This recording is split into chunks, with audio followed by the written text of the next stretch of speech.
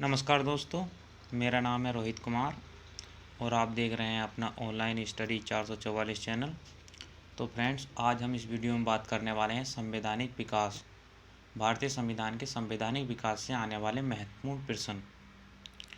इस वीडियो में friends 72 question cover करने वाले हैं हम, और ये सभी क्वेश्चन आए हुए हैं प्रतियोगी परीक्षाओं में और आगे आने की उम्मीद है, इसीलिए मैंने ये वीडियो बनाई है। अगर ये वीडियो आपको हेल्पफुल लगे तो फ्रेंड्स प्लीज़ चैनल को सब्सक्राइब कर लें और साथ ही बेल आइकन को दबा लें ताकि आने वाली वीडियो का नोटिफिकेशन आपको सबसे पहले मिले। तो चलिए फ्रेंड्स स्टार्ट करते हैं।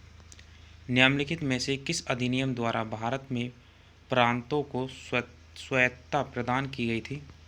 भारत सरकार अधिनियम 1935 के द्वारा।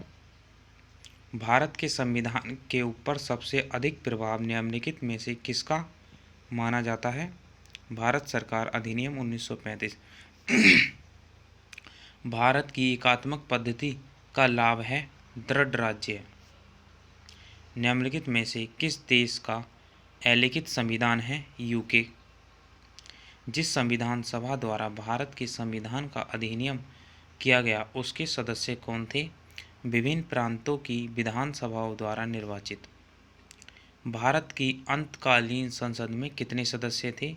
296 सदस्य थे। भारतीय संविधान में आपात उपबंध भारत सरकार अधिनियम 1935 के लिए गए हैं। प्रथम केंद्रीय विधानसभा का गठन कब किया गया था? 1921। भारतीय संविधान सभा किसके कहने पर बनाई गई थी? कैबिनेट मिशन के कहने पर।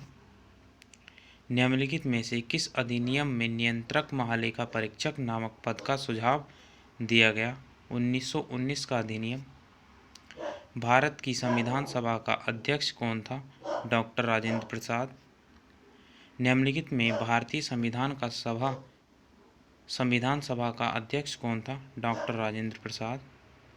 भारतीय संविधान केवल सरकार के लोकतांत्रिक रूप की कल्पना नहीं करता बल्कि एक लोकतांत्रिक समाज की भी कल्पना करना है, क्योंकि यह इसकी विचारधारा से ओतप्रोत है। न्याय से, स्वतंत्रता से, समानता से, भाईचारा से, इन चारों से ओतप्रोत है फ्रेंड। स्वतंत्रवाद किसका घोतक है? सामाजिक, राजनीतिक तथा आर्थिक पहलुओं की स्वतंत्रता। भारतीय संविधान की प्रस्तावना में किस प्रकार के न्याय की बात नहीं कही गई है? लोकतांत्रिक। संविधान के अंतर्गत भारतीय लोकतंत्र के आदर्श को हम कहाँ देख सकते हैं? प्रस्तावना। संविधान की प्रस्तावना में भारत को निम्नलिखित में से किस रूप में घोषित किया गया है? एक प्रभुसत्ता संपन्न समाजवादी पथनिरपेक्ष लोकतांत्रिक गणराज्य। संविधान की सभा में भारत को कहा गया है सर्वसत्ताधारी समाजवादी धर्मनिरपेक्ष लोकतांत्रिक गणराज्य। Option number D. 19 संविधान बनाते समय निम्नलिखित में से कौन सा आदर्श प्रस्तावना में शामिल नहीं किया गया था?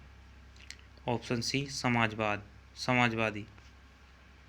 लोकप्रिय प्रभुसत्ता क्या है? जनता के प्रतिनिधि का प्रभुत्व। भारत पूर्ण संप्रभु लोकतांत्रिक गणतंत्र कब बना? 26 नवंबर 1949। भारतीय संविधान पूर्णतः किस तिथि से लागू हुआ था? 26 जनवरी 1950। संविधान की उद्देशिका प्रस्तावना का संशोधन कितनी बार किया गया था? एक बार। भारतीय संविधान की प्रस्तावना में निम्नलिखित में से किस अभिव्यक्ति का प्रयोग नहीं किया गया है? संघीय का। हमारे संविधान की प्रस्तावना में उल्लेख नहीं है वयस्क मताधिकार का। संविधान के निर्माता के मनोभाव और आदर्श प्रतिबिंबित होते हैं उद्देशिका में। भारत के संविधान में संघीय शब्द का प्रयोग कहाँ पर हुआ है? संविधान में कहीं नहीं। भारत के संविधान में भारत को किस रूप में वर्णित किया गया है? राज्यों का संघ। भारतीय संविधान के अनुच्छेद 1 में यह घोषणा की गई है कि इंडिया अर्थात भारत राज्यों का संघ है। संविधान के अनुच्छेद 1 में भारत को क्या कहा गया है? राज्यों का संघ। निम्नलिखित में से किस अनुच्छेद में इंडिया को भारत भी कहा गया है? अनुच्छेद 1 में। शक्तियों का विभाजन और स्वतंत्र न्यायपालिका किसकी दो महत्वपूर्ण विशेषताएं हैं? सरकार संघीय स्वरूप। भारत में किस प्रकार संघवाद देखा जाता है? संघ बनाकर राज्यों का गठन करना। भारत में संघ राज्य क्षेत्रों की संख्या है 9 है। भारत संघ में कितने राज्य हैं? 28 हैं। लक्काद्वीप, मिनिकॉय और अमीन द्वीप का नाम बदलकर लक्षद्वीप किस वर्ष में संसदीय अधिनियम द्वारा किया गया था? 1973। लक्काद्वीप, मिनिकॉय और अमीन द्वीप का नाम बदलकर लक्षद्वीप किस वर्ष में संसदीय अधिनियम द्वारा किया गया था? 1973। संघ राज्य क्षेत्र में निम्नलिखित में से क्या शामिल नहीं है? ये चारों शामिल नहीं है फ्रेंड। पहले जम्मू और कश्मीर को शामिल नहीं किया गया था, लेकिन अब जम्मू कश्मीर को शामिल कर लिया गया है। तो ये चारों केंद्र शासित प्रदेश हैं। 1956 में राज्यों का पुनर्गठन करने से 14 राज्य और 6 संघ राज्य क्षेत्र बने। निम्नलिखित में से कौन सा राजनीतिक अधिकार नहीं है? जीवन का अधिकार। निम्नलिखित में से किस ईस्वी सन में भारतीय नागरिकों के मौलिक कर्तव्य संविधान में शामिल किए गए थे? 1976। भारतीय संविधान लागू हुआ था 26 जनवरी 1950 को। भारतीय संविधान अपनाया गया था 26 नवंबर 1949 को। हमारे संवैधानिक इतिहास में 26 नवंबर 1949 एक महत्वपूर्ण दिन है, क्योंकि इस दिन संविधान अंगीकार किया गया था। संविधान का प्रारूपण पूरा हुआ था 26 नवंबर 1949 को। समग्र रूप से भारतीय संविधान लागू हुआ 26 जनवरी 1950 को। भारत की संविधान सभा का संवैधानिक सलाहकार कौन था? CVN राव। भारतीय संविधान की रचना के समय संविधान सभा का संवैधानिक सलाहकार कौन था? BN राव। संघीय प्रकार के शासन का एक गंभीर दोष है पृथकता का खतरा। सरकार की निम्न प्रणालियों में से किसमें द्विसदन पद्धति एक अनिवार्य लक्षण है? संघीय प्रणाली। लोकतांत्रिक केंद्रीकरण किसकी महत्वपूर्ण विशिष्टता है? समाजवादी राज्य। भारत एक लोकतंत्र है।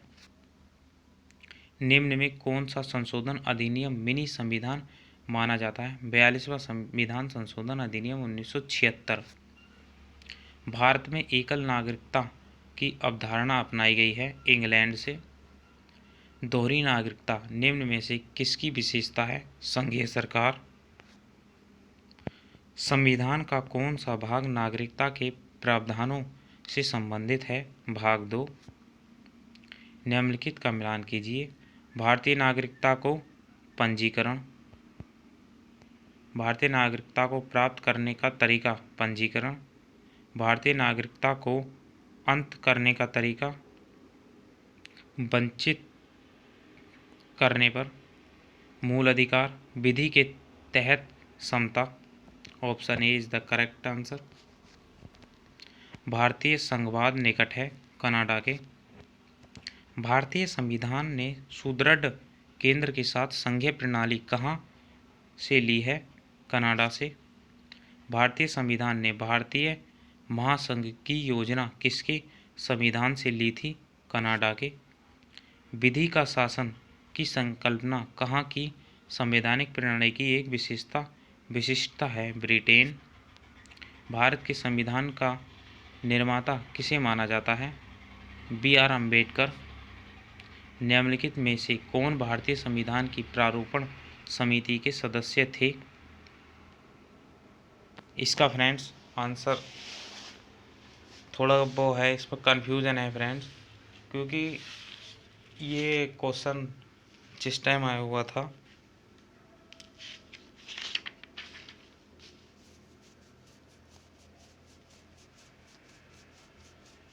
दरअसल इसका उल्लेख इस तरीके से है, भारतीय संविधान की प्रारूप समिति ने गोपालचारी, जो अयंगर और राजेंद्र प्रसाद सदस्य नहीं थे, लेकिन भारतीय संविधान की 7 सदस्यीय प्रारूप समिति में डॉक्टर B.R. अम्बेडकर अध्यक्ष तथा K.M. मुंशी, अलादी कृष्ण स्वामी अयंगर, V.L. मित्र, D.P. खेतान, N. गोपाल स्वामी अयंगर और मोहम्मद साधु सल्लाह सदस्य थे। इसलिए इसमें ऑप्शन चुनना मुश्किल है क्योंकि ये चारों ही सदस्य थे। भारतीय संविधान के आधारभूत अभिलक्षण कौन से हैं जिन्हें अनुच्छेद 368 के अंतर्गत संशोधित नहीं किया जा सकता है? संप्रभुता, भूभागीय अखंडता, संघीय प्रणाली, न्यायिक समीक्षा और शासन की संसदीय प्रणाली। हमारे संविधान में न्यायिक समीक्षा की धारणा किस देश के संविधान से ली गई है? USA। विश्व में सबसे बड़ा संविधान किस देश का है? भारत। किस राज्य के मामले में संसद संघीय सूची में दिए गए विषयों पर केवल राज्य से परामर्श करके ही विधि निर्माण कर सकती है? जम्मू और कश्मीर। लेकिन अब ऐसा नहीं है फ्रेंड्स, क्योंकि जम्मू और कश्मीर को केंद्र शासित प्रदेश कर दिया गया है, तो इससे परामर्श लेने की ज़रूरत नहीं है। संसद यहाँ पर परामर्श लेने की ज़रूरत नहीं है। यहाँ पर जिस तरीके से अदर राज्य के लिए विधि बनती है, उसी प्रकार अब जम्मू और कश्मीर के लिए भी विधि का निर्माण किया जाएगा। संघ या संघीय सूची में कितने मदे हैं? 97। स्थानीय सरकारें आधार हैं लोकतंत्र का। स्वतंत्र भारत में निम्नलिखित में से कौन सी प्रणाली लोकतंत्र के वास्तविक आधार के ही विपरीत जाती है? जाति व्यवस्था। लोकतांत्रिक प्रणाली के लिए निम्न में कौन से तत्व आवश्यक हैं?